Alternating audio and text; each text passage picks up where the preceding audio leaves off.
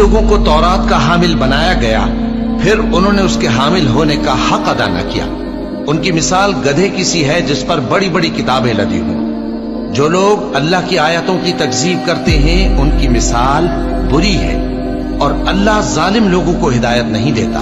کہہ دو کہ اے یہود، اگر تم کو یہ دعویٰ ہو کہ تم ہی اللہ کے دوست ہو اور دوسرے لوگ نہیں، تو اگر تم سچے ہو تو ذرا موت کی آرزو تو کرو۔